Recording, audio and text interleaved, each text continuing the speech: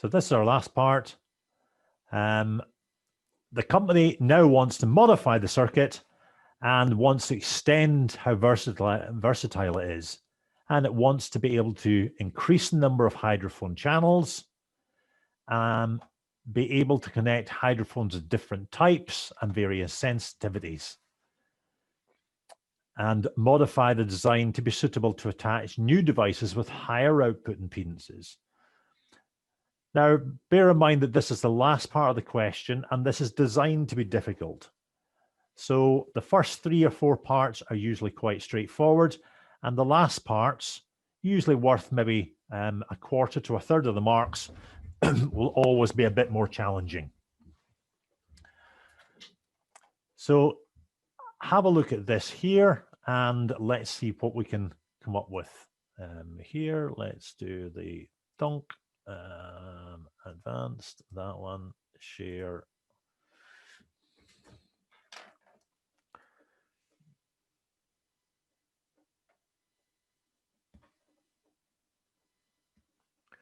Requirements. 1, 4 channels. 2,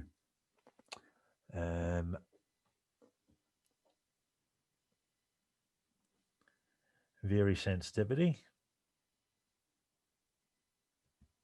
or gain. 3,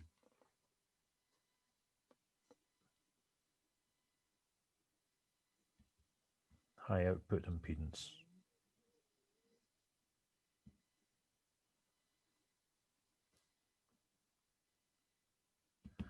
Devices. So what do we need to do to address each of these requirements? And this is probably best answered as a sort of text one. So the first one, channel count.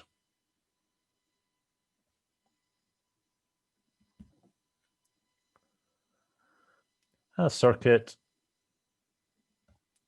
is summing amplifier.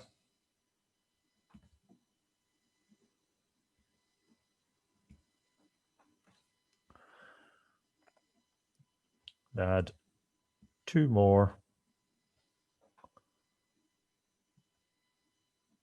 channels using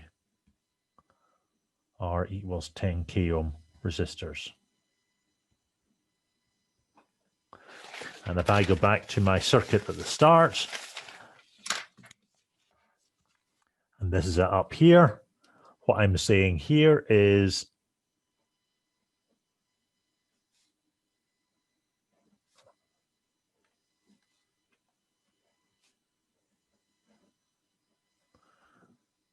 ten K, 10K. It was as simple as that because this circuit here acts as a summing amplifier. It takes the current from VN1 and sums it into this node. It takes the current from VN2 and sums it into this node here. So if you sum these other modes in, you can use the same circuit because this is always a virtual earth. So that gets our channel, that's addressed our channel problem. 2, varying source impedance.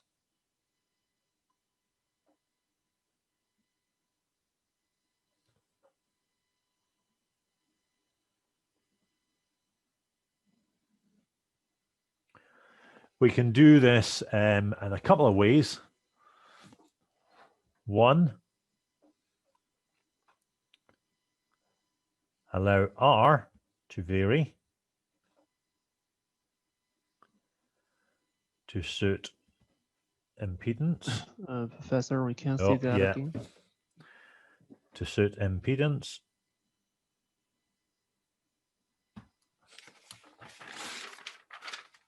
Okay.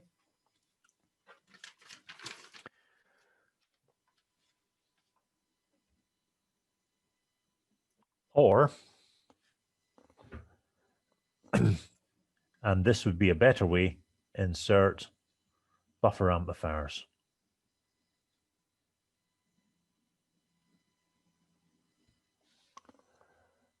On each input.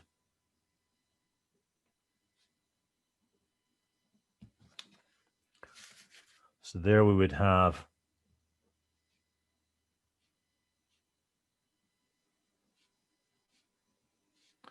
our 10K resistors there. We'd have our V in there.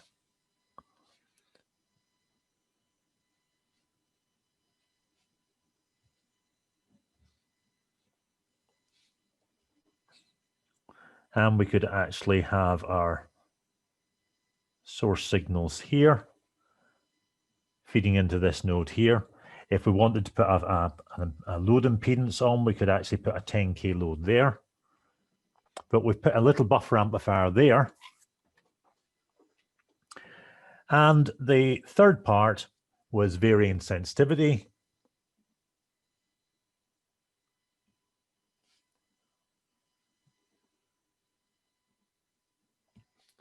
And in that case there's probably a couple of ways you can do it, but the simplest way would be to vary the gain of either the buffer amplifier there, or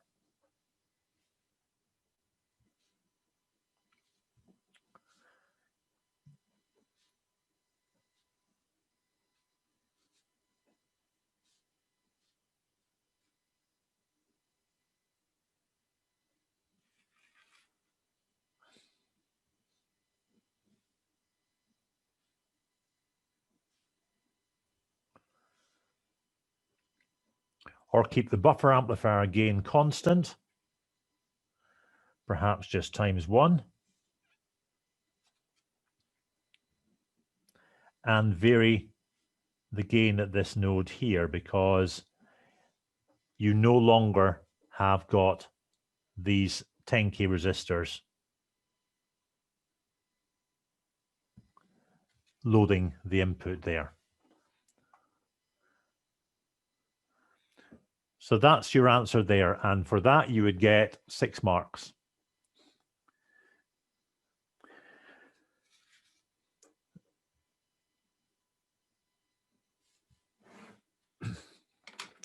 So hopefully you can see now. Let me stop the share and speak to you in real time.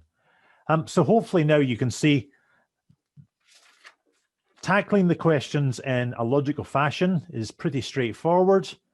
The structure of the questions will always be the first parts are the easier parts.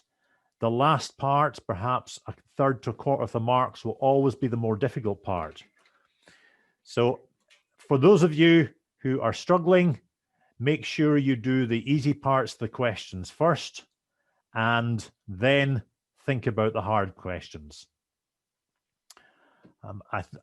You will find that in the exams questions, I have given very clear application scenarios. Some of these can be quite long, but read through them and enjoy them for what they are. The underlying mathematics and analysis is always kind of similar, but read through the scenario, because that will give you clues as to what you might or might not be able to do in the question. But don't get frightened about lots of writing, because it's usually good to have a good explanation. I'll post this up onto the web.